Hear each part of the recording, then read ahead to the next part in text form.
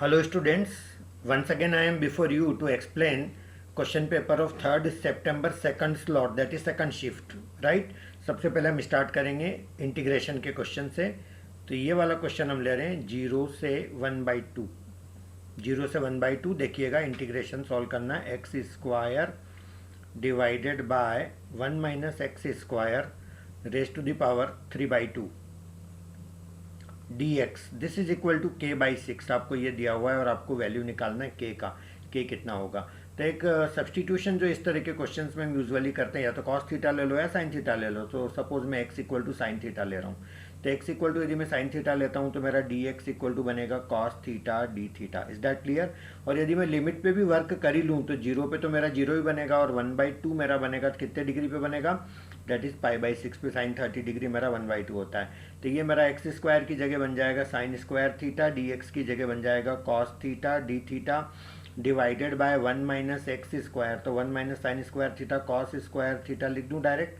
Power मेरा बनेगा 3/2, that is equal to मेरा k/6 बनेगा। Is that clear. अब क्या हो रहा है कि ये 2 से मेरा ये 2 कैंसिल हो जाता है, तो ये मेरा बनेगा 0 to π/6। तो sine square theta divided by, अब ये कॉस क्यूब थीटा बचा नीचे और ऊपर एक कॉस थीटा, तो मैं ये भी हटा देता हूँ इससे कैंसिल करके, तो मेरा बनेगा cos square theta equal to k/6। Is that clear. तो ये मेरा बन जाएगा यहाँ पर टेन स्क्वायर थीटा 0 to π/6 मेरा बनेगा ये टेन स्क्वायर थीटा। मैं डायरेक्ट इसको सेक स्क्वायर थीटा -1 लिख देता हूँ इज इक्वल टू मेरा k/6। तो मेरा सेक स्क्वायर थीटा का जो इंटीग्रेशन होता है वो टेन थीटा माइनस ये थीटा बनेगा, और अंडर द लिमिट मेरी बनेगी 0 to π/6। Is that clear. ये मेरा k/6 के इक्वल आ रहा है। अब यदि मैं इसको वैल्यू पुट करता हूँ तो लोअर लिमिट का तो कोई टेंशन नहीं, दोनों जीरो हो जाएंगे। अपर लिमिट में मेरा 10 π/6 यानी 10 30 डिग्री बनता है। 10 30 डिग्री कितना होता है, 1/√3 माइनस π/6। Is that clear. अब मैं इसको यदि ऊपर नीचे 3√3 से मल्टीप्लाई, सॉरी 2√3 से मल्टीप्लाई कर देता हूँ, तो ये मेरा बनेगा 2√3 डिवाइडेड बाय, नीचे भी 2√3 से मल्टीप्लाई कर देता हूँ, √3 × √3 3 2 6 माइनस π/6। ऐसा करके मैंने क्या करा, 6 ले लिया अपॉन में, तो ये मेरा आ जाएगा 2√3 माइनस π/6 इक्वल टू k/6। तो ये मेरा 6 कैंसिल हो गया, तो k का वैल्यू हो गया मेरा 2√3 माइनस π। Is that clear. चलिए, तो ये हमारा फर्स्ट वाला क्वेश्चन था। अब सेकंड क्वेश्चन पर अपन आते हैं। सेकंड क्वेश्चन देखिएगा, मैं सेकंड क्वेश्चन ले रहा हूँ जो हमारा बहुत अच्छा क्वेश्चन है। इसमें दिया है कि there is a 3 digit number, there is a 3 digit number, sum of digits is 10, sum of digits is 10, how many such numbers are possible, how many numbers are possible।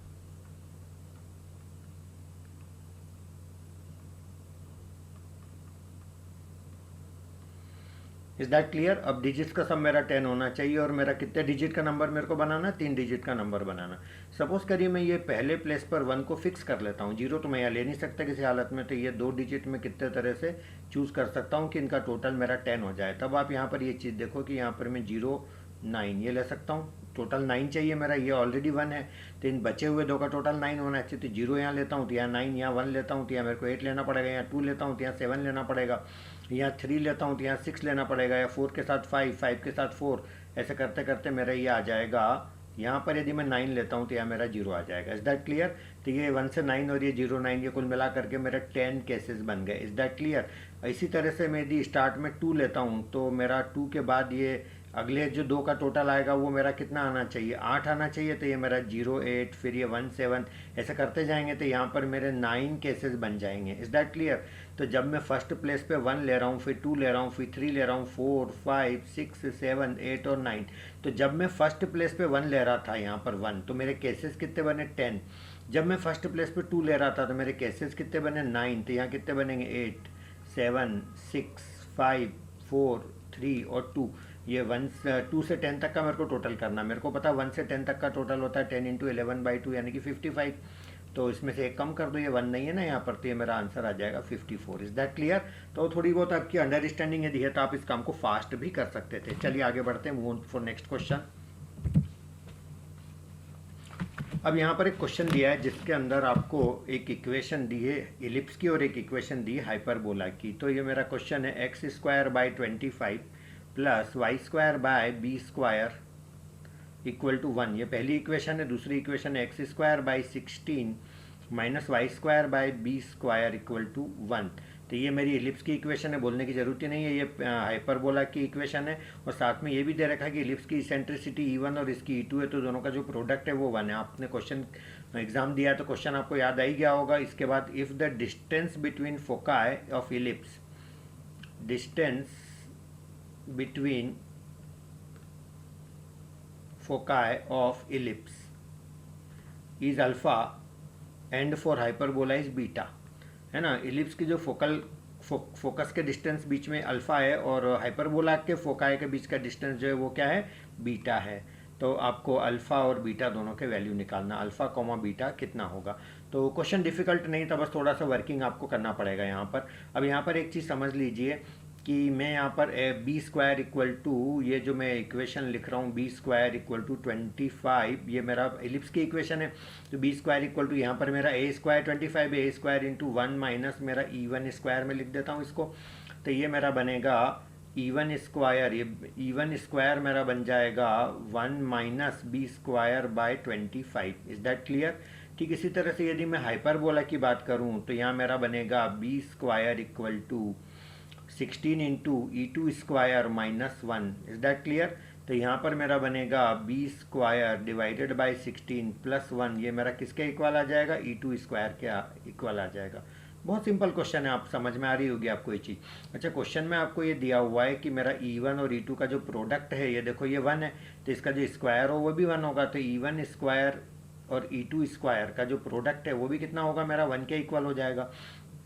E1 square है मेरा 1 B square by 25, और ये जो मेरा E2 square है ये मेरा हो जाएगा बी स्क्वायर बाई 16 प्लस 1, और इन दोनों का जो प्रोडक्ट है मेरा क्वेश्चन में दे रखा है 1। Is that clear. अब यदि मैं इसको सिंप्लीफाई करूँगा, तो मैं उसके अंदर नहीं जाना चाह रहा हूँ, इसको सिंप्लीफाई आप कर लेना। आप इसको सिंप्लीफाई करते हो तो आपका b का वैल्यू 3 आ जाएगा। Is that clear. तो ये इस तरह से अपन ने b का वैल्यू इसका निकाल लिया। Is that clear. अब अपन इसमें आगे चलते हैं कि अब आपको जो इक्वेशन दे रखी है ये एक्स स्क्वायर अपॉन 25, ये जो मैंने लिया था b square, x square upon 25 और बी स्क्वायर मेरा 9 है, तो मेरी इक्वेशन बन जाएगी plus y square divided by 9। Is that clear. Equal to 1 बन गया मेरा, कोई दिक्कत तो नहीं इसके अंदर। अब देखिएगा ये जो मेरा E1 स्क्वायर है ये मैं निकाल लूँगा कहाँ से, ये यहाँ से निकाल लूँगा क्योंकि मेरे पास बी स्क्वायर का वैल्यू आ गया। तो ये मेरा E1 स्क्वायर आ जाएगा 1 माइनस 9/25, तो ये मेरा आ जाएगा 16/25। E1 स्क्वायर का वैल्यू तो मेरा E1 इक्वल टू हो जाएगा 4/5। इज दैट क्लियर, कोई प्रॉब्लम तो नहीं। चलिए अब इसके बाद मेरा क्या क्या मेरे को AE1 का वैल्यू निकालना है ना। AE1 नहीं, फोकस के बीच का डिस्टेंस क्या हो जाता है, ट्वाइस AE1। तो यदि मैं ट्वाइस AE1 निकालता हूँ फोकस के बीच का डिस्टेंस, तो ये मेरा बनेगा किस चीज़ के लिए, कुछ फोकस के बीच का डिस्टेंस हाइपरबोला का बीटा और इलिप्स का क्या अल्फा है। तो इलिप्स के अंदर मेरे को ए का वैल्यू 5 दे रखा था, ये मेरा आ जाएगा ट्वाइस AE1। ट्वाइस इंटू ए मेरा क्या है 5 है, और E1 कितना 4/5 है, तो ये 5 से 5 कैंसिल होकर के 2 4 जाए, ये मेरा 8 बन जाएगा। 8 मेरा ये किसका बन रहा है, इसका बन रहा है इलिप्स का। आपके जो ऑप्शंस को यदि आप ध्यान से देखेंगे तो आपके ऑप्शंस ये वाले थे 4 5, उसके बाद था 8 10, और उसके बाद था आपका 10 7, और उसके बाद था आपका 4 10। तो आप देखेंगे कि 8 आपका एक ही ऑप्शन में दिखाई दे रहा, तो आपका यही आंसर होगा। आप चाहें तो उसके हाइपरबोला के लिए भी फाइंड आउट कर सकते हैं। That clear. चलिए आगे बढ़ते हैं, move on for the next question.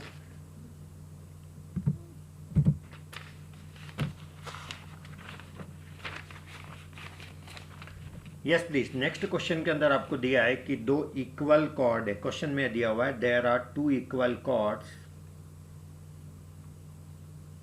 of radius 2 root 5 passes through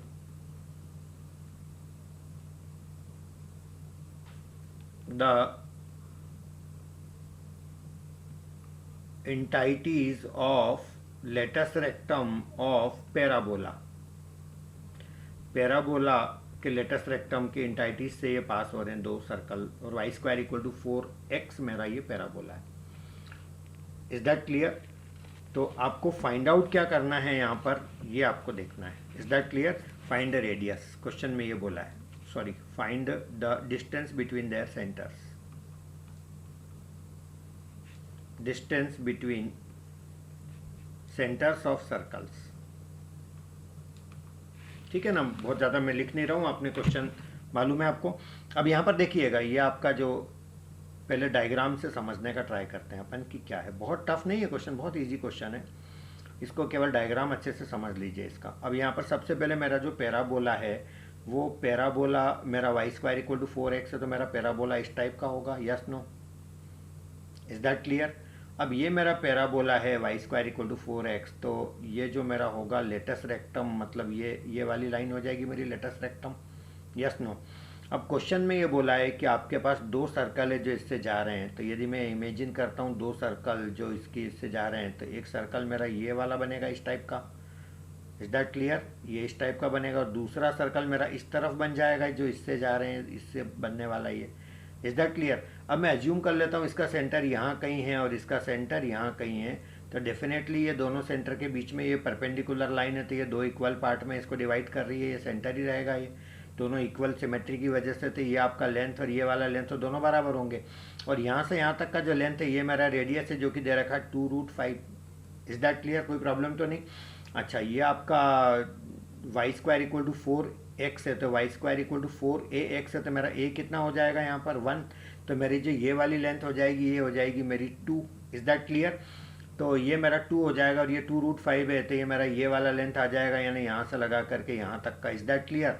तो ये मेरा आ जाएगा पाइथागोरस से √2√5 का स्क्वायर माइनस बनेगा 2 का स्क्वायर, तो ये मेरा बनेगा 4 5 जा 20 -4, तो ये बना √16, तो यानी मेरा 4 बन गया है। तो ये जो मेरा 4 बन गया, ये 4 मेरा ये वाला आ गया इसका लेंथ, इज दैट क्लियर? ये वाला लेंथ 4 है, तो ये वाला लेंथ भी 4 हो जाएगा, यानी इनके सेंटर्स के बीच का जो डिस्टेंस है वो कितना हो जाएगा फाइनली 8 हो जाएगा। तो ये कोई बहुत ज़्यादा टफ क्वेश्चन नहीं था, आराम से इसको मैनेज किया जा सकता था। चलिए नेक्स्ट क्वेश्चन की तरफ अपन चलते हैं। नेक्स्ट क्वेश्चन के अंदर आपको इंटीग्रेशन दिया है, इंटीग्रेशन का क्वेश्चन है, इसके अंदर दिया है sine inverse then √x divided by 1 √1 + x, इस टाइप से दिया हुआ है, dx इक्वल टू, अब यहाँ पर ax यानी कोई x का फंक्शन है, साथ में tan इनवर्स √x दिया है और प्लस bx प्लस c ये दिया हुआ है, तो आपको ax और bx दोनों पता करना है, ax कितना है bx कितना है, इज दैट क्लियर? अब यहाँ पर आप एक चीज़ देखिएगा कि मेन हमारा काम है इस इंटीग्रेशन के प्रॉब्लम को सिंप्लीफाई करना, तब यहाँ पर मैं एक वो सब्सटीट्यूशन यहाँ पर करने की बजाय सबसे पहले मैं काम करता हूँ, यहाँ पर एक ट्रायंगल बनाया मैंने, ये है ना, तो ये मेरा जो है √x परपेंडिकुलर और हाइपोटेन्यूज ये मेरा √1 + x, तो इससे मैं सिंप्लीफाई करूँ तो दिस माइनस दिस, इसका स्क्वायर माइनस अंडर रूट के अंदर इसका स्क्वायर माइनस इसका स्क्वायर, तो ये मेरा 1 बनेगा, तो मैं इसको लिख सकता हूँ tan इनवर्स के फॉर्म में मेरे को लिखना हो, तो ये मेरा बनेगा tan inverse √x, is that clear? √x upon 1 है तो इसको मैं √x लिख लूँगा, और ये मेरा tan इनवर्स √x है, तब आराम से इंटीग्रेशन हो जाएगा, इंटू 1 को मैं सेकंड फंक्शन मान के इंटीग्रेशन कर रहा हूँ, this is my first function, this is my second function, तो ये मेरा बनेगा tan inverse √x first function into integration of second minus integration of differentiation of first करूँगा तो 1/1 + x बनेगा, इंटू 1/2√x बनेगा, और फिर 1 का इंटीग्रेशन मेरा क्या बनेगा x बनेगा, और ये मेरा dx बनेगा, तो ये वाला तो कोई दिक्कत नहीं है, सॉल्व हो गया। अब ये मेरा x tan इनवर्स x बनेगा माइनस, अब यहाँ पर अपन कुछ न कुछ सब्सटीट्यूशन अपने को करना पड़ेगा, तो अपन एक काम करते हैं कि ये जो √x है तो ये ऊपर एक √x आ जाएगा, डिवाइडेड बाय एक रूट से एक कैंसिल होकर के √x आ जाएगा, और नीचे आ जाएगा 1 + x, I hope that is clear. और ये जो 2 बचा है, इस 2 को तो मैं बाहर भी ले लूँ तो चलेगा, ये मेरा 1/2 आ जाएगा। अब फिर एक सब्सटीट्यूशन कर रहा हूँ मैं यहाँ पर √x = t, यदि मैं √x को t मानता हूँ तो ये मेरा बनेगा 1/2 √x dx = dt, कोई दिक्कत तो नहीं। तो ये मेरा जो dx है, ये dx वाला पार्ट बन जाएगा मेरा 2 √x dt, √x मेरा t है तो ये मेरा बना 2t dt, कोई दिक्कत तो नहीं। तो ये मेरा बन जाएगा ये x tan इनवर्स x तो मेरा एज इट इज़ रहेगा, और ये मेरा बन जाएगा 1/2, और ये मेरा √x को मैंने मान लिया t, और ये dx की जगह मैं लिख रहा हूँ 2t dt divided by one plus x है तो ये मेरा वन प्लस एक्स है, तो एक्स मेरा टी स्क्वायर हो जाएगा। तो ये टू से मेरा ये टू कैंसिल हो जाएगा, तो ये मेरा बनेगा x tan inverse x minus integration के अंदर t square upon one plus t square बचाते, इसको मैं लिख सकता हूँ t square plus one minus one whole divided by one plus t square. तो वन प्लस टी स्क्वायर यहाँ भी कर दो, वन प्लस टी स्क्वायर यहाँ भी कर दो। Is that clear? तब आप इसको आराम से इंटीग्रेट कर सकते हैं, तो कोई दिक्कत नहीं होनी चाहिए। तो कैंसिल होकर के वन हो गया, तो ये मेरा बनेगा finally x tan inverse x, ये बना x tan inverse x minus one का इंटीग्रेशन मेरा एक्स बनेगा, यस नो, और उसके बाद माइनस एक्स, और फिर ये माइनस मेरा बनेगा tan inverse one upon one plus t square का इंटीग्रेशन क्या बनेगा मेरा tan inverse T. Is that clear? तो ये मेरा वन का टी बन जाएगा। सॉरी, यहाँ पर इंटीग्रेशन, ये फंक्शन तो हमारा टी में चल रहा था, अब टी की वैल्यू हम यहाँ पर पुट कर देंगे। टी कौन था? रूट एक्स था, तो ये हमारा रूट एक्स हो जाएगा, कोई दिक्कत तो नहीं। तो ये यहाँ पर रूट एक्स हो जाएगा, माइनस टेन इनवर्स टी हो जाएगा, टी की जगह वापस पुट कर देंगे तो ये हमारा बनेगा रूट एक्स बन जाएगा। तो ये सिंप्लीफाई करके इससे अपन कंपेयर करके ए एक्स और बी एक्स फंक्शन के वैल्यू निकाल लेंगे। तो कुल मिला करके इसका अप्रोच मैंने आपको बता दिया कैसे इसको सॉल्व करना था। चलिए आगे बढ़ते हैं। नेक्स्ट क्वेश्चन देखिएगा, सिंपल क्वेश्चन था, बाइनोमियल थ्योरम से रिलेटेड क्वेश्चन था। यहाँ पर दिया coefficient of independent term of x, coefficient of independent term of x in expansion दिया 3x square divided by 2 minus 1/3x whole power 9 is lambda, यानी term जो independent of x है उसका कोफिशिएंट है लेमडा। तो आपको पूछा 18 लेमडा का वैल्यू क्या होगा, this is my question.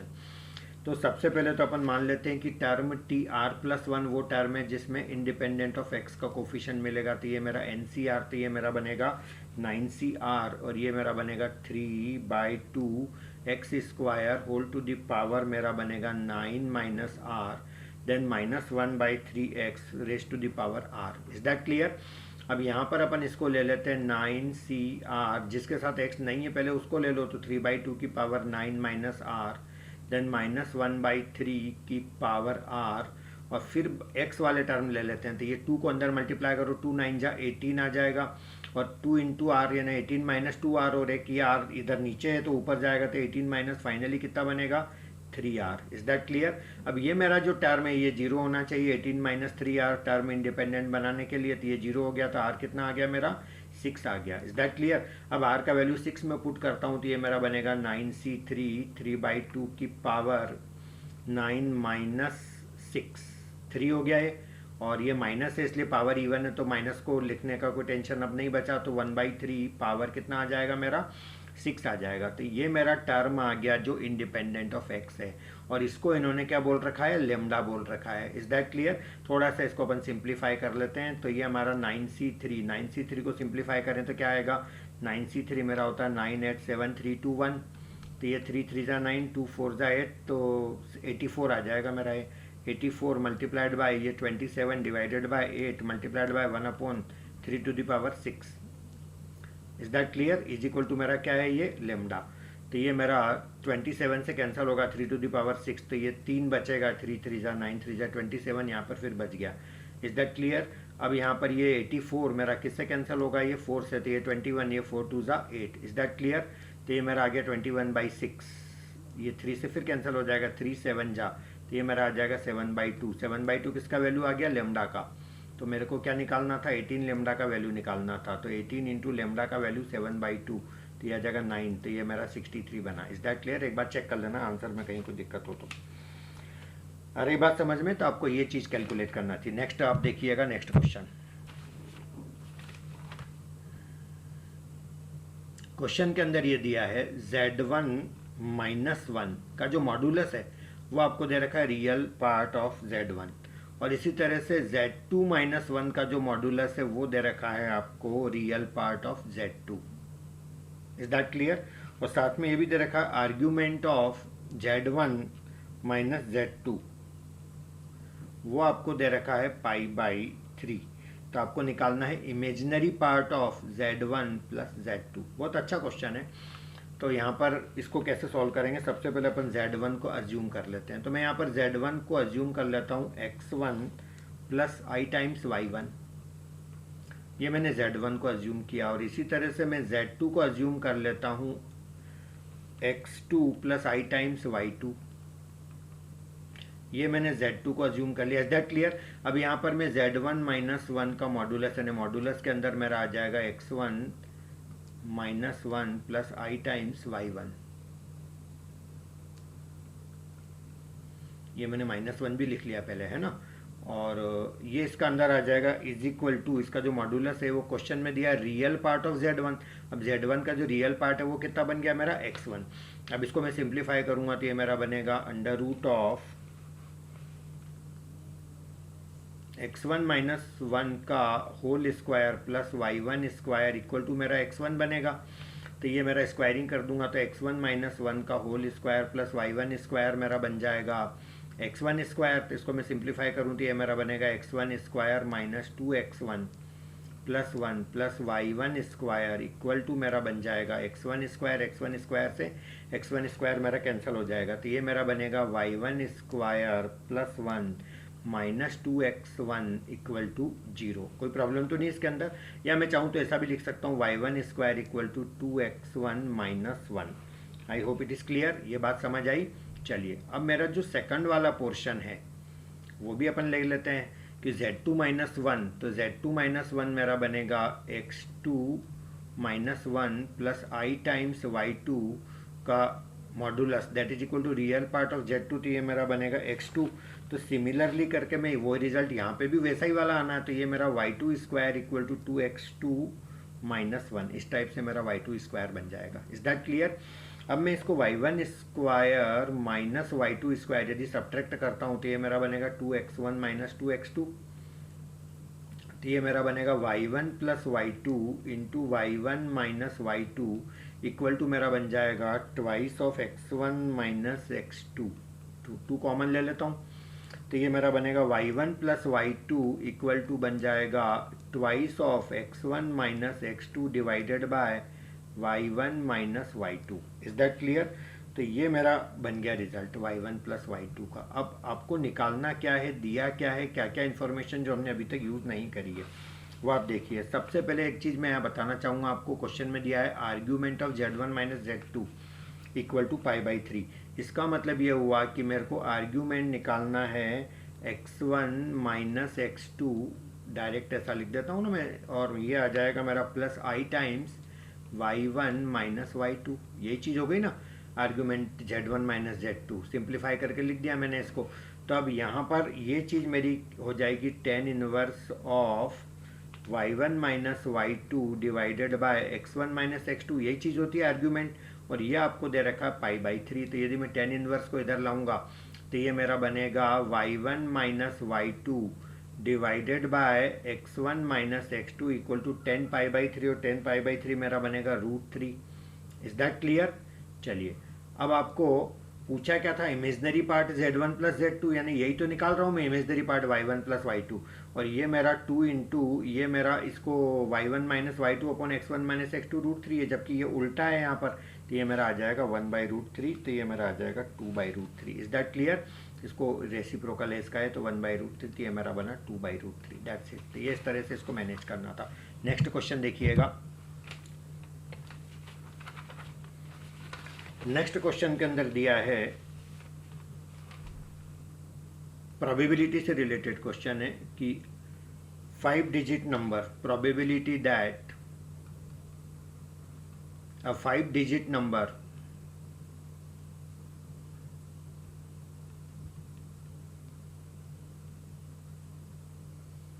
is made up of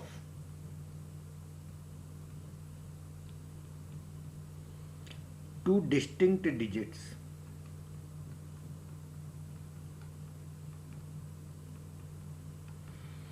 मतलब एक 5 डिजिट का नंबर बनाना है और इस बात की क्या प्रोबेबिलिटी कि वो दो डिस्टिंक्ट डिजिट से मिला करके बने। बहुत अच्छा और सिंपल सा क्वेश्चन है। पहले टोटल केसेस की बात करेंगे। 5 डिजिट का नंबर बनाना है तो टोटल केसेस बनाते टाइम मैं यहाँ पर 9 केसेस लूँगा, क्योंकि जीरो के अलावा यहाँ सब आ सकता है। और यहाँ पर तो अब 10 केसेस आ ही सकते हैं, कोई भी ले लो अब तो चलेगा, 10 10। तो ये मेरा बने टोटल केस, 9 के बाद 4 जीरो मैंने लगा दी, तो ये मेरे टोटल केसेस बने। Is that clear? अब मैं फेवरेबल केसेस काउंट करूँगा, मेरे फेवरेबल केसेस जिसमें मेरे को 2 डिस्टिंक्ट डिजिट लेकर के ही 5 डिजिट का नंबर बनाना है। Is that clear? अब मैं यहाँ पर केस ले रहा हूँ कि जीरो केस 1, मैं वो ले रहा हूँ जिसमें जीरो नहीं लेना मेरे को, इस जीरो का ही पंगा रहेगा मेरे लिए। तो जीरो को यदि मेरे को नहीं लेना है तो बाकी बची डिजिट कितनी, 9, उनमें से पहले सेलेक्ट तो करूं कि मैं 2 कौन सी चूज कर रहा हूं नंबर बनाने के लिए। तो 9 में से 2 कितने तरह से सेलेक्ट कर सकता हूं, 9C2। अब जब मैं सेलेक्ट कर रहा हूं तो उसमें फिर मेरे को फिल करने के लिए ये डिजिट में 2 तरह से लिख सकता हूँ, ये भी 2 तरह से, ये भी 2 तरह से, तो ये 2⁵ आ जाएगा। ये मेरे टोटल केसेस बने, यस नो। पर इसमें इस टाइप के केसेस भी आ जाएंगे जिसमें सारे के सारे डिजिट एक ही आ गया, जैसे 3 3 3 3 3 ऐसा नंबर बन गया, लेकिन एग्जैक्टली 2 डिस्टिंक्ट डिजिट, ऐसा क्वेश्चन में दिया था, मैंने लिखना थोड़ा सा रह गया था, एग्जैक्टली 2 डिस्टिंक्ट डिजिट्स। तो एग्जैक्टली 2 डिस्टिंक्ट डिजिट्स यदि मेरे को चाहिए तो एक वो केस मेरे काम का नहीं है, और एक दूसरा वाला जिसमें वो दूसरा वाला नंबर आ जाए, जैसे 3 और 5 दो डिजिट में ले रहा हूँ, तो सारे 3 वाला भी काम का नहीं है, सारे 5 वाला भी काम का नहीं है, तो ये -2 कर दूंगा। अब 9C2 कितना होता है फ्रेंड्स? 9C2 होता है 36 इंटू 2⁵ कितना होता है, 32। सो 36 into 32 -2। Is that clear? Simplify तो अपन कर लेंगे, that is not a problem. तो ये मेरा आपका बना ये वाला केस है जिसमें मैं जीरो को इंक्लूड नहीं कर रहा हूँ। क्लियर? कोई दिक्कत तो नहीं इसके अंदर। अब मैं दूसरा केस लेने जा रहा हूँ, केस 2, जिसके अंदर मैं बोल रहा हूँ कि जीरो इज आल्सो इंक्लूडेड। अब यदि मैं जीरो को इंक्लूड कर लेता हूँ और 5 डिजिट का नंबर बनाना है, तो अब मेरे को जीरो तो लेना ही लेना है एक नंबर, तो दूसरा एक ही नंबर लेना बचा, तो मेरे पास चॉइस कितने तरह से हो गई अब ये 9C1 इंटू, अच्छा मैं इस पहले प्लेस पे तो जीरो ले ही नहीं सकता। Is that clear? तो पहले प्लेस पे मैं जीरो नहीं ले सकता, तो पहले प्लेस पे तो मेरे को वो वाला डिजिट लेना ही पड़ेगा जो मैंने दूसरा डिसाइड करा हुआ है। तो यहाँ तो मैं जीरो और वो डिजिट दोनों ले सकता हूँ, तो ये 2 2 2 2 4 बार, तो ये मेरा 9 इंटू, ये मेरा केसेस बन गए ये 16। Is that clear? तो ये मेरा जो 9 इंटू 16 केसेस बनेंगे, इनफैक्ट मेरे ये 16 भी नहीं बनेंगे, 15 केसेस बनेंगे, क्योंकि एक केस मेरा ऐसा बनेगा जिसमें मेरे सारे नंबर मेरे सेम आ जाए, मतलब वो आ जाएंगे। जैसे जब मैं जीरो नहीं ले रहा हूँ तब तो ठीक है ना, ये जीरो यहाँ नहीं ले रहा हूँ तो यहाँ मेरा नंबर ले रहा हूँ वो ठीक है, बट वही नंबर यदि सब जगह आ गया तो वो केस मेरे काम का नहीं है। तो ये मेरे 135 केसेस और ये मेरे बन जाएंगे। Is that clear? और ये जो मेरे केसेस बने थे 36, और ये आपके बने थे, सॉरी ये ब्रैकेट है यहाँ पर, 32 केसेस बन रहे थे, जिसमें से ये 2 केस मैंने कम कर लिए थे जो मैंने एक्सप्लेन कर दिया था। तो 36 इंटू 30 मेरा आ जाएगा 1080, और ये मेरा 135। Is that clear? तो ये 1080 मेरे केसेस ये हो गए, और 135 केसेस मेरे ये हो गए, तो दोनों मिलाकर के मेरे केसेस ये हो गए 1215 divided by 90,000। Is that clear? तो आप इसे सिंप्लीफाई करके देख लेना, 135 डिवाइडेड बाय 10⁴ इस टाइप का आंसर आ जाएगा सिंप्लीफाई करने से। तो ये कोई टफ क्वेश्चन नहीं था, इजी क्वेश्चन था, मैनेज किया जा सकता था। नेक्स्ट क्वेश्चन पे अपन आते हैं। इस क्वेश्चन के अंदर आपको ये दिया हुआ है lambda square plus 1 into x square then -4 lambda x plus 2 equal to 0 is a quadratic equation, ये दिया हुआ है। Then the set of values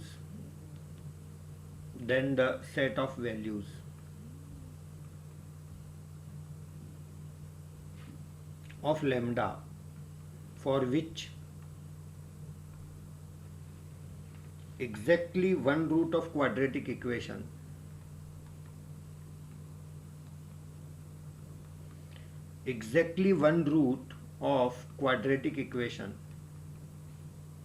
lies in 0 1। Exactly 1, सिर्फ एक रूट ही इस इंटरवल के अंदर होना चाहिए और एक रूट बाहर होना चाहिए। Is that clear? तो इसके लिए आपको कंडीशन बताई गई होगी, आपको क्लास में मैंने भी बताई थी मेरे स्टूडेंट्स को। तो ये एफ ऑफ x1 पहला पॉइंट और एफ ऑफ x2 ये आपका जो प्रोडक्ट है वो लेस देन 0 होना चाहिए। इसका मतलब ये जो मेरा f0 और f1 ये मेरा less than equal to 0, sorry ये इस तरह से होना चाहिए। अब यदि मैं f0 निकालता हूँ, यानी मेरा जो एक्सप्रेशन है उसके अंदर मैं x को 0 रखूँ तो मेरा ये पार्ट तो मेरा 0 हो ही गया, ये वाला पार्ट मेरा 0 हो गया, तो मेरा 2 बचा। और यदि मैं f1 निकालता हूँ तो मेरे को मिलेगा lambda square plus 1 minus 4 lambda plus 2, और ये मेरा लेस देन इक्वल टू 0। तो ये मेरा 2 का तो कोई पंगा ही नहीं है, ख़त्म हो गया। तो ये मेरा बना लेमडा स्क्वायर माइनस 4 लेमडा और plus 3 less than equal to 0। तो इसके मेरे दो फैक्टर बनेंगे, लेमडा माइनस 3 और lambda minus 1, that is less than equal to 0। Is that clear? अब ये मैं वेवी कर्व यदि लगा देता हूँ तो मेरा एक वैल्यू यहाँ पर 1 आता है, एक वैल्यू 3 आता है। ये रिजल्ट्स मेरे पॉजिटिव आएंगे, ये रिजल्ट्स मेरे नेगेटिव आएंगे, ये रिजल्ट्स मेरे पॉजिटिव आएंगे। तो ये मेरा 1 से 3 तक का इंटरवल आया, यस नो, जिसमें ये दोनों मेरे इंक्लूड है। Is that clear? अब अपन ये चीज़ देखते हैं कि अपन ऑप्शंस पर नज़र डालें तो अपन ये बाउंड्री वैल्यूज़ अपने रिस्की लग रहे हैं, क्योंकि सारे ऑप्शंस में कहीं ओपन ब्रैकेट दिया, कहीं क्लोज्ड ब्रैकेट दिया। Is that clear? तो इस 1 को मैं एक बार ट्राई कर लेता हूँ। 1 यदि मैं लेमडा का वैल्यू लेता हूँ तो क्या बनता है? यदि मैं लेमडा का वैल्यू 1 लेता हूँ तो 1 स्क्वायर 1, 1 प्लस 1 क्या बनेगा? 2। तो ये मेरा बनेगा 2 square minus 4x plus 2 equal to 0। 2 से डिवाइड करूँ तो मेरा क्या बनेगा? X square minus 2x plus 1 equal to 0। तो ये तो मेरा x माइनस 1 का होल स्क्वायर आ गया, यस नो, इक्वल टू 0। तो मेरे दो रूट आ गए 1 1, दो रूट आ गए 1,1। Is that clear? जबकि क्वेश्चन में ये दिया था कि एक ही रूट इस इंटरवल के अंदर लाई करता है। तो ये मेरा 1 रखता हूँ मैं, तो ये मेरा जो इक्वेशन बना, just a minute, x square minus 2x plus 1 equal to 0। तो ये मेरा x माइनस 1 का whole square equal to 0। Yes, तो ये मेरे दो रूट आ गए, जबकि मेरा इस इंटरवल में एक ही रूट बोला है यहाँ पर। तो ये तो दोनों रूट बाहर आ गए इस इंटरवल से, तो इसका मतलब ये मेरा पॉसिबिलिटी कैंसिल हो जाती है। तो इसका मतलब मेरा आंसर आ जाएगा 1,3। आपको 3 से कोई डाउट हो तो आप चाहें तो पुट करके चेक कर लेना। Is that clear? तो इस तरह से यहाँ पर इसको मैनेज किया जा सकता था।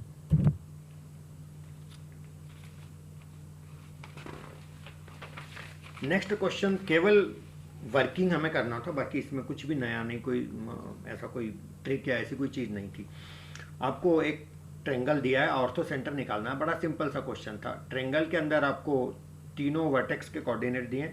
ए पॉइंट है -1 7, और ये जो बी वाला पॉइंट है इसके वर्टेक्स के इसका दे रखा -7 1, और जो सी वाला है वो 5 -5, दैट्स इट। और आपको पूछा ऑर्थो सेंटर निकाल के दो। तो ऑर्थो सेंटर निकालना तो बड़ा इजी है। ए बी सी ये आपको ट्रेंगल दिया हुआ, तो ऑर्थो सेंटर होता क्या मालूम है सबको? यहाँ से मैं एक परपेंडिकुलर डालूंगा, ये मेरा हो गया अल्टीट्यूड पहला, ये परपेंडिकुलर डालूंगा, ये 2 अल्टीट्यूड हो गया। तीसरा डालने की जरूरत ही नहीं, 2 अल्टीट्यूड से मेरा काम हो जाएगा। 2 अल्टीट्यूड का जो इंटरसेक्शन है वहीं से तीसरा भी जाएगा, और ये मेरे को ऑर्थो सेंटर निकालना है। तो सबसे पहले मैं क्या करता हूँ, बीसी का स्लोप निकाल लेता हूँ। स्लोप ऑफ बीसी, ये जो सी पॉइंट है ये वाला, बीसी का स्लोप निकालूंगा तो ये बनेगा y2 minus y one upon x2 minus x1। तो यहाँ पर x1 y1 x2 y2, तो -5 माइनस माइनस प्लस 7, तो ये आ जाएगा 2 आ जाएगा ऊपर तो, और नीचे आ जाएगा मेरा y2 माइनस y1 और x2 माइनस x1, यानी 5 माइनस माइनस प्लस, तो ये मेरा आ जाएगा 12। Just a minute, sorry, y2 minus y1 ये मैंने गलत कर दिया था, -5 -1, सॉरी, तो ये मेरा बनेगा -6। Is that clear? Upon x2 minus x1, तो 5 माइनस -7 प्लस, तो ये आ जाएगा ऐसा। तो ये मेरा स्लोप BC का आ गया। स्लोप ऑफ BC शॉर्ट में MBC लिखते हैं ना इसको अपन, MBC मेरा आ जाएगा -6 -1/2। तो यदि BC का स्लोप -1/2 है तो स्लोप मेरा, इसको D नाम दे दूं तो AD, तो स्लोप ऑफ AD मेरा हो जाएगा, ये परपेंडिकुलर लाइन है तो ये मेरा 2 हो जाएगा। Is that clear? अब मेरे को इक्वेशन ऑफ AD निकालना है। तो इक्वेशन ऑफ AD निकालूं तो इसका एक स्लोप भी पता और एक पॉइंट भी पता, तो 1 पॉइंट फॉर्म में लगाता हूं, तो ये मेरा बनेगा y माइनस y1, तो ये मेरा बनेगा y minus 7 equal to m into x minus x1, तो ये माइनस माइनस प्लस हो जाएगा। तो फाइनली मेरा ये इक्वेशन बनेगा y माइनस 2x, ये 2x को भी इधर ले लिया मैंने, और ये प्लस 2 इधर है और इधर ले लो, तो ये मेरा 9 बनेगा। इक्वेशन नंबर 1, ये मैंने AD की इक्वेशन निकाल ली। इस पॉइंट को भी एक नाम दे दो, सपोज मैंने E नाम दे दिया। तब मैं क्या करूँगा, AC का स्लोप निकालूंगा। तो MAC, AC का स्लोप यानी वही y2 minus y1 upon x2 minus x1, तो ये आपका x1 y1 x2 y2, तो y2 मेरा ये -5 -7 y2 minus y1 upon x2 minus x1, तो ये मेरा 6 आ जाएगा, 5 माइनस माइनस प्लस 1, तो ये आ रहा मेरा -2। तो यदि ये मेरा -2 आ रहा है तो वो मेरा 1/2 आ जाएगा MBE। तो जो BE का स्लोप है मेरा आ जाएगा 1/2। Is that clear? कोई प्रॉब्लम तो नहीं इसके अंदर? तो ये जो मेरी BE की इक्वेशन आ जाएगी y माइनस y1 मेरा बनेगा 1 equal to 1/2 into x minus x1, और x1 मेरा बनेगा ये माइनस माइनस माइनस प्लस हो जाएगा ये, तो ये मेरा बनेगा 2y, इधर आ गया क्रॉस मल्टीप्लाई करके, 2y माइनस 2 इक्वल टू मेरा बनेगा x plus 7। Is that clear? तो ये मेरा बनेगा 2y माइनस x, या 2y इज इक्वल टू ही कर लो ना इसको, या x का वैल्यू निकाल लो, एक ही बात है, that is not a problem. तो ये x इक्वल टू हो जाएगा मेरा यहाँ पर 2y माइनस 9, ये 7 भी इधर आ गया, तो 2y माइनस 9 किसका इक्वल हो गया? x का इक्वल हो गया। अब x का वैल्यू आप यहाँ पुट कर लेना, तो आप y और x के वैल्यू आ जाएंगे, you will get the ortho centre. I think मैंने बहुत ज़्यादा बता दिया, इससे पहले ही आपको ये बता देना था, you will do it, you can manage it. Is that clear? चलिए आगे बढ़ते हैं। एक बहुत ही सिंपल सा क्वेश्चन है, जैसे क्वेश्चन आपने एनसीईआरटी में भी देखे होंगे।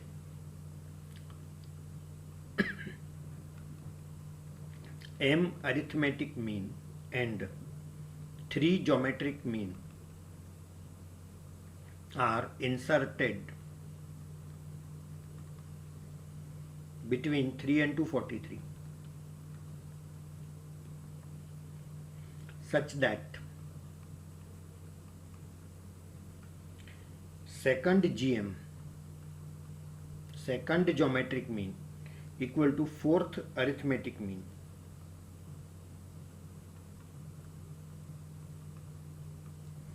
m कितना होगा? This is the question. बड़ा सिंपल सा क्वेश्चन है, कुछ भी नहीं है इसके अंदर। अब सबसे पहले एक चीज देखिएगा, 3 और 243 के बीच में अरिथमेटिक मीन है m, तो क्या नहीं से इनके नाम दे देता हूं मैं, a1 a2, ऐसे करते करते मेरा ये am हो गया। अच्छा, इसी तरह से 3 ज्योमेट्रिक मीन है उसी के बीच में, 3 और 243 के बीच में 3 ज्योमेट्रिक मीन है, तो इनके नाम दे देता हूं मैं G1 G2 G3। Yes no?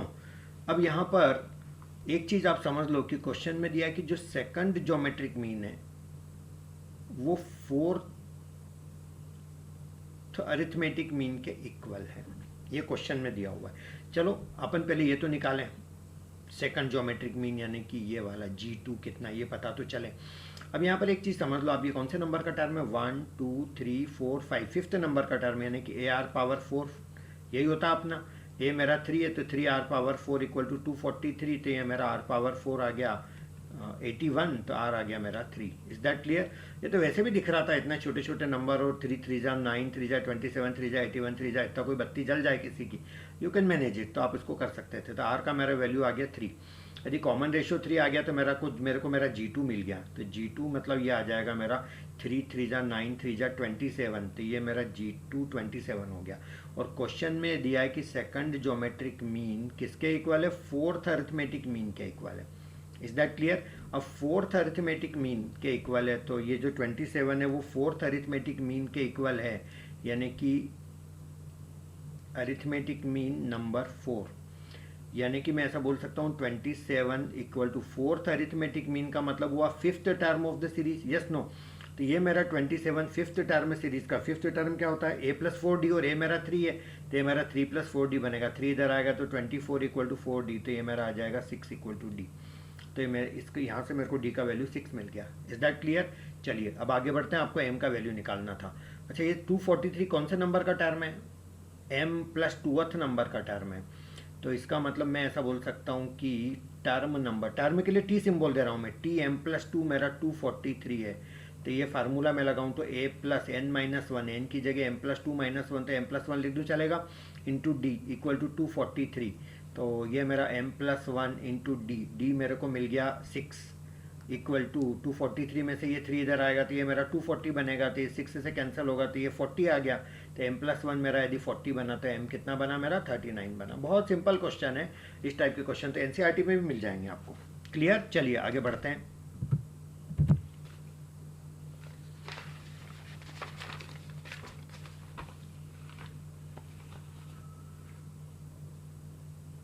Question में दिया है a normal is drawn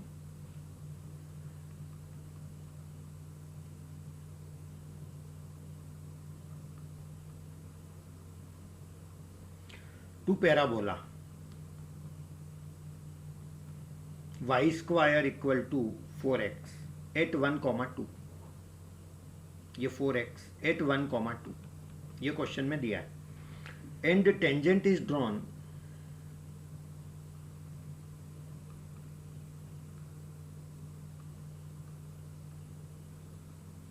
to y equal to e की पावर x, ये अलग कर्व है, exponential curve, at c comma e की power c। if tangent and normal, if tangent and normal both intersect x axis,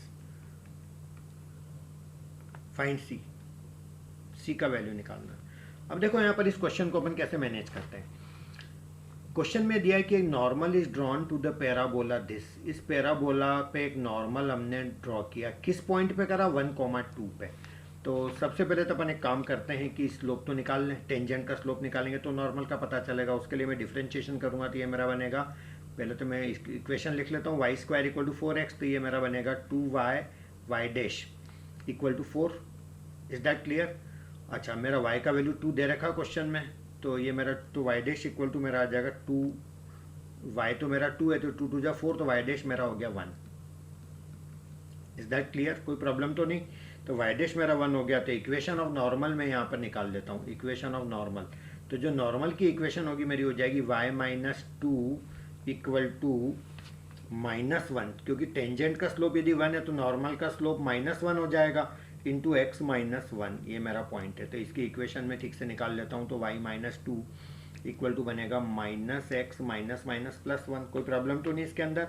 चलिए, अब एक चीज़, यहाँ पर ये जो y है ये मेरा 0 हो जाएगा, क्योंकि जो नॉर्मल है ये x एक्सिस पे इंटरसेक्ट कर रहा था, x एक्सिस पे y कोऑर्डिनेट 0 होगा, तो -2 इक्वल टू -x प्लस 1 हो जाएगा, तो ये मेरा x इक्वल टू 3। तो यहाँ से मेरे को x का वैल्यू मिल गया। I hope that is clear. चलिए, अब मैं ये दूसरा वाला कर्व की इक्वेशन ले रहा हूँ जो कि y इक्वल टू e की पावर x है। y इक्वल टू e की पावर x है, तो इसका भी अपन y डैश निकाल लेते हैं, तो y डैश हो जाएगा मेरा e की पावर x, इसका डिफरेंशिएशन ये खुद ही होगा, और ये e की power c। Is that clear? क्योंकि ये पॉइंट अपना c है, c पॉइंट पे आपको निकालना था ये, तो ये y डैश इक्वल टू मेरा हो गया e की पावर c, तो ये इसका मेरा स्लोप हो गया। तब मेरे को निकालना है equation of tangent, equation of tangent, इस कर्व पे टेंजेंट की इक्वेशन निकालना है। तो टेंजेंट की इक्वेशन मेरी वही बनेगी y माइनस y1, तो यहाँ पर y1 क्या, e की power c equal to slope क्या हो जाएगा, वही वाला e की power c into x minus x1, और यहाँ पर x1 की जगह मैं लेऊंगा c। Is that clear? कोई प्रॉब्लम तो नहीं?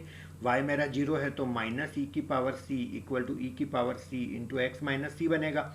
y 0 यानी ये वाला भी तो x एक्सिस पे इंटरसेक्ट कर रहा था, इसका भी y कोऑर्डिनेट 0 हो जाएगा, ये e पावर c से मेरा e पावर c कैंसिल भी हो गया। Is that clear? तो मेरा क्या बनेगा यहाँ पर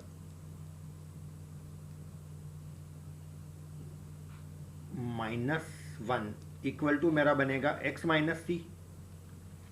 यस नो? कोई प्रॉब्लम तो नहीं? अब यहाँ पर बनेगा x की जो वैल्यू है ये पहले अपने को मिल चुकी है 3, तो ये अपन x का वैल्यू 3 रख देंगे, तो ये मेरा -1 इक्वल टू आ जाएगा मेरा 3 माइनस सी, तो c को इधर ले लेता हूँ, तो ये मेरा 3 + 1 कितना बनेगा, 4 बनेगा। तो ये मेरा c का वैल्यू आ गया जो हमें निकालना था। Is that clear? कोई प्रॉब्लम तो नहीं है? चलिए आगे बढ़ते हैं। अब ये बहुत ही ब्यूटीफुल एक क्वेश्चन है जो आप देखना, लॉजिकली उसको समझना। इफ रिलेशन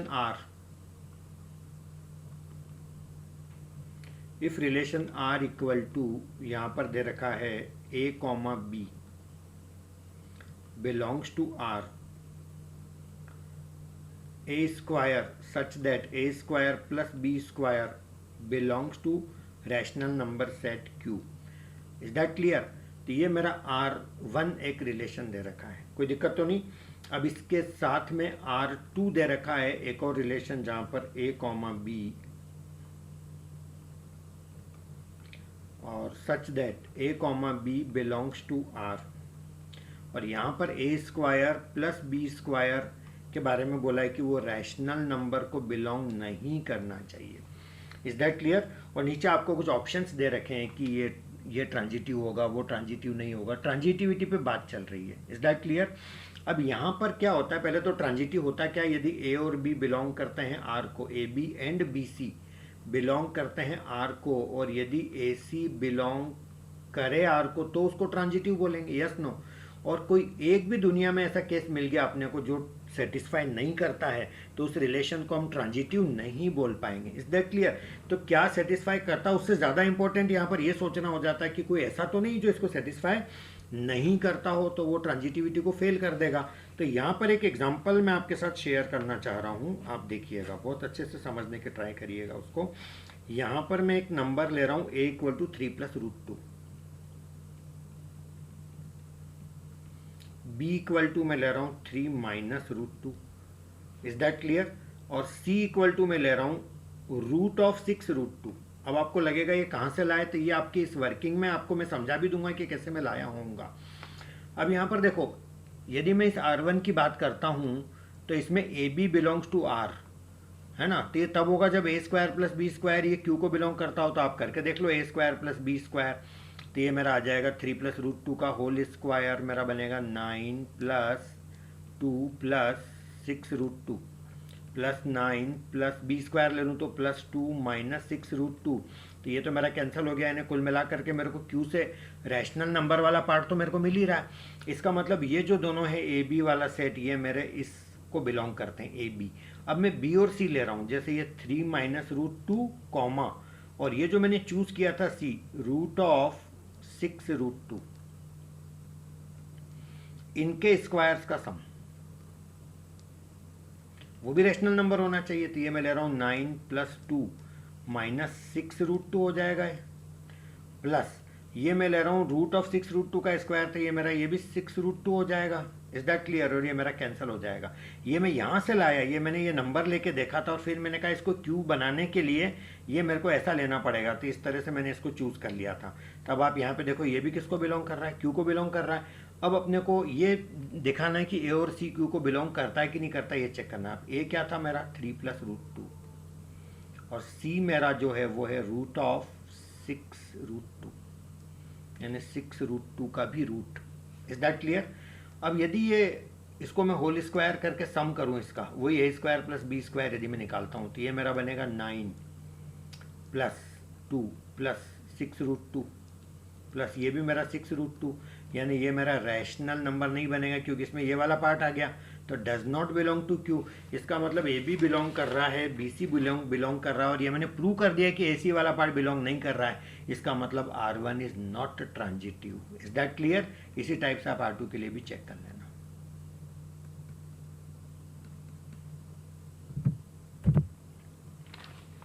नेक्स्ट क्वेश्चन देखिएगा।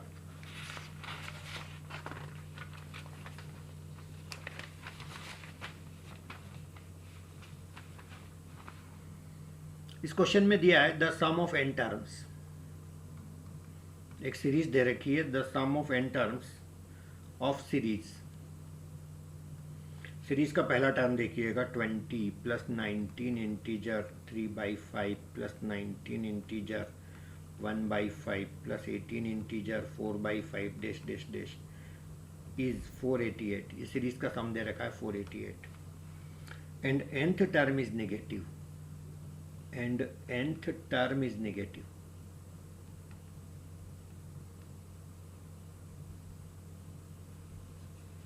find n। कुछ लोग बोल रहे थे n, कुछ लोग बोल रहे थे tn। n तो नहीं पूछा होगा, ऑप्शन को देखते हुए मुझे लगता है कि इसमें tn पूछा, यानी कि वो टर्म कौन है जो nth टर्म जो नेगेटिव है। Is that clear? चलिए पहले मैं क्वेश्चन को एक्सप्लेन किया देता हूँ। पहले इस सीरीज को मैं लिख लेता हूँ अच्छे से। ये मेरा 20 + 19 इंटीजर, ये मेरा 98/5 हो गया। Yes no? ये अगला मेरा हो गया 96/5, ये मेरा अगला हो जाएगा 94/5। Is that clear? इस तरह से ये मेरी सीरीज चल रही है। तो मैं काम करता हूँ इस 20 को भी क्यों ना मैं 100/5 लिख दूँ, सबसे ऐसे ही है ना। तो ये मेरी एक सीरीज बन गई, और इस सीरीज का जो सम है वो दे रखा 488। Is that clear? कोई दिक्कत तो नहीं? कितने टर्म्स का ये नहीं पता, तो इसके n टर्म्स का सम है 488। तो सम का मैं फार्मूला लगाता हूँ, सॉरी ये 5 है यहाँ पर, तो मैं सम का फार्मूला लगाता हूँ तो ये मेरा बन जाएगा n/2 2a फर्स्ट टर्म, तो ये 40 लिख दूँ डायरेक्ट, प्लस n-1, n नहीं पता, इंटू कॉमन डिफरेंस मेरा हो जाएगा -2/5, और ये मेरा आ जाएगा सिंप्लीफाई करके ये 488 के इक्वल आना चाहिए। तो अब मैं इसको सिंप्लीफाई करता हूँ तो ये मेरा n/2 और ये मेरा 40 और ये -2/5 n minus minus plus 2/5। Is that clear? This is equal to 488। तो यहाँ पर एक क्वाड्रेटिक इक्वेशन बनेगी, है ना। तो ये सिंप्लीफाई कर चुका हूँ मैं, इसलिए मैं आपको कह रहा हूँ कि n के दो वैल्यू आते हैं, या तो 61 आएगा या 40 आएगा। Is that clear? मैं अभी इसमें टाइम नहीं बिगाड़ना चाह रहा हूँ, आप इसको सिंप्लीफाई कर लेना। यहाँ पर एक छोटी सी चीज़ मैं आपको और बताना चाहता हूँ, जो गलती मैंने करी है वो ऐसा मुझे लग रहा है, ऐसा कुछ भी नहीं है, पर थोड़ा सा टाइम बचा सकते थे। ये जो 555 सब में आ रहा है ना ये डिनोमिनेटर में, तो इसको डायरेक्ट मल्टीप्लाई पहले ही कर देते हो तो ये आपकी सीरीज ही बन जाएगी 100, 98, 96, 94 इन टर्म्स की, तो आपके फ्रैक्शंस वगैरह नहीं आने वाले। तो एनीवे 61 और 40 ये दो टर्म्स आ गए मेरे। अब क्वेश्चन में बोला है कि जो हमारा टर्म है वो निगेटिव है ना, nth टर्म हमारा निगेटिव है। तब अपन एक काम करते हैं, ये निकाल के देख लेते हैं। यदि मैं 61th टर्म निकालता हूँ तो ये मेरा हो जाएगा first term 20 plus a 60 n-1 into common difference मेरा आ रहा -2/5। Is that clear? तो ये मेरा बनेगा 5 से कैंसिल होकर के मेरा 12 बनेगा, 12 2 24, तो 20 - 24, तो ये मेरा -4 आ रहा है। Is that clear? चलिए, तो ये मेरा टर्म जो आ गया आपका 61th टर्म आ रहा है निगेटिव, तो ये आपका आंसर आ गया -4 जो आपको निकालना था। Is that clear? चलिए, एक लिमिट का बहुत ही अच्छा क्वेश्चन है। तो लिमिट का क्वेश्चन है वो देखो आप, limit x tends to a square plus twice x square whole power 1/3 minus 3x square whole power 1/3 whole divided by, यदि मैं लेता हूँ तो ये मेरा 3a square plus x square whole power 1/3 minus 4x square का मेरा बनेगा पावर 1/3। Is that clear? अब इसको सॉल्व करके अपने को आंसर निकालना है। अब यहाँ पर एक चीज़ देखो आपकी, ये जो क्या है 0/0 का फॉर्म ले रहा है, क्या है ना, बहुत कॉमन चीज़ें जो अपन देखते रहते हैं। x की जगह a है, तो ये मेरा a square 2a square 3a square बनेगा, ये भी मेरा 3a स्क्वायर बन रहा है ना, पावर तो सेम है ही, तो ये मेरा ऊपर 0 आ गया। अब नीचे देखता हूँ मैं 4a स्क्वायर, ये भी 4a स्क्वायर, तो ये 0/0 का फॉर्म ले रहा है, तो क्या करूँ मैं, ऊपर नीचे दोनों तरफ डिफ्रेंशिएशन कर देता हूँ। Is that clear? तो यदि मैं डिफ्रेंशिएशन करता हूँ तो मुझे ऊपर मिलेगा 1/3 then a square plus 2x square की पावर -2/3 देन 4x आ जाएगा, इस 2x स्क्वायर का डिफ्रेंशिएशन माइनस अगेन 1/3, और 1/3 के बाद मेरे को मिलेगा 3x स्क्वायर और पावर में -2/3, और अगेन मेरा ये आ जाएगा 6x। Is that clear? फिर डिनोमिनेटर के अंदर भी आ जाएगा मेरा 1/3 3a square plus x square की पावर -2/3 इंटू 2x मेरा आएगा -1/3, और ये मेरा आएगा 4x square to the power मेरा बनेगा -2/3, और फिर ये बनेगा मेरा 8x। Is that clear? अब सबसे पहले तो एक काम करते हैं, जो चीज़ ऊपर नीचे कॉमन है वो पहले उड़ा दो। ये 1/3 गया यहाँ से, है ना, 1/3 कॉमन आके ख़त्म हो ही जाएगा। और कोई चीज़ कैंसिल हो रही है क्या? x कैंसिल हो रहा है शायद सब जगह, ये x हटा दो, ये x हटा दो, ये वाला x भी हटा दो, ये वाला x भी हटा दो। Is that clear? अब सिर्फ इसको सिंप्लीफाई करना बचा हमको।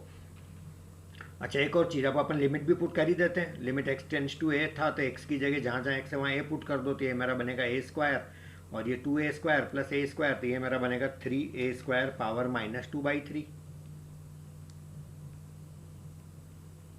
इंटू में 4 है, माइनस ये वापस 3a स्क्वायर पावर ये -2/3, और इंटू में क्या है, ये 6 है, और होल डिवाइडेड बाय मेरा बनेगा ये 3a square plus a square 4a square whole power -2/3, और इंटू में यहाँ 2 है, और यह आएगा मेरा -4a स्क्वायर मेरा बनेगा, और ये होल पावर -2/3, और ये इंटू में मेरा 8 है। Is that clear? अब मैं इसको थोड़ा सा और सिंप्लीफाई करता हूँ, तो ये मेरा ऊपर ये सेम चीज़ 4 टाइम्स है और ये सेम चीज़ 6 टाइम्स है, तो ऊपर मेरा -2 टाइम्स वही चीज़ आ जाएगी, 3a² पावर -2/3, और ये 2 टाइम्स और 8 टाइम्स है तो ये -6 टाइम्स वही चीज़ आ जाएगी मेरी, 4a² की पावर मेरा बनेगा माइनस का 2/3। Is that clear? तो ये मेरा माइनस से माइनस कैंसिल हो गया, 2 1 जा 2, 2 3 जा 6 हो गया, तो ये मेरा एक तो 1/3 है। Is that clear? तो 1/3 आ रहा है एक तो, और एक मेरा ये आ रहा है, ये जो नीचे वाला जो ऊपर ले लो ना इसका, 4a² पावर कितना 2/3, और ये जो नीचे आ रहा है 3a² की पावर मेरा बनेगा 2/3। Is that clear? तो ये 1/3 और ये a² की पावर 2/3, तो ये 4/3 की पावर 2/3 कर देता हूँ मैं, a² की पावर 2/3 वाला पार्ट तो मेरा कैंसिल हो जाएगा। Is that clear? So this should be the answer. कोई प्रॉब्लम तो नहीं इसके अंदर? समझ आ गया आपको? चलिएगा अब एक और क्वेश्चन लास्ट में आपको एक्सप्लेन किए दे रहा हूँ। यहाँ पर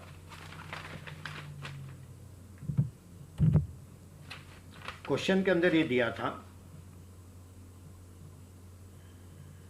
लॉजिकल रीजनिंग से रिलेटेड क्वेश्चन है, P and Q implies negation P और R, negation Q सॉरी और R, ये आपका दिया हुआ है।